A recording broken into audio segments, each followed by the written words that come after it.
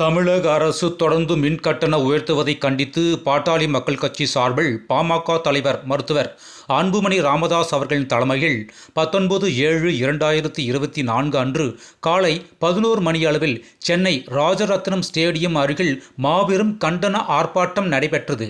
ஆர்ப்பாட்டத்தில் பாமக கௌரவ தலைவரும் சட்டமன்ற உறுப்பினருமான ஜி.கே. மணி, பாமக செய்தி தொடர்பாளர் கே. பாலு மற்றும் சென்னை மாவட்ட அமைப்பு செயலாளர் ஈ.கே. தயாளன் ஆகியோர் கண்டன ஆர்ப்பாட்டத்தில் கலந்து கொண்டு தமிழக அரசுக்கு எதிராக தமிழக அரசு மின்கட்டண உயர்வை திரும்ப பெற வலியுறுத்தி கோஷமிட்டனர்.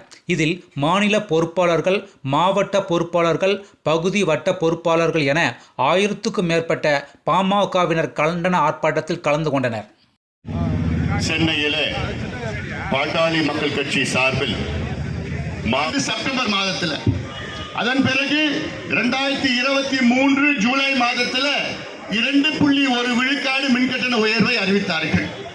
அதன் பிறகு 2024 ஜூலை மாதத்தில் 4.8 விழுக்காடு மின்கட்டண உயர்வை அறிவித்தார்கள்.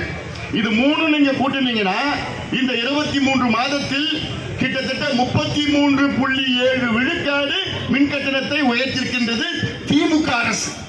இது செய்திகளை சுடவும் சூடாகவும் தெரிந்து கொள்ள எங்களை சப்ஸ்கிரைப் பண்ணுங்க. அப்படியே பெல் சிம்பலை கிளிக் பண்ணிடுங்க. இந்த செய்தியை நீங்கள் Facebookல் பார்த்து கொண்டிருந்தால் எங்கள் பேஜை லைக் அண்ட் ஃபாலோ பண்ணுங்க.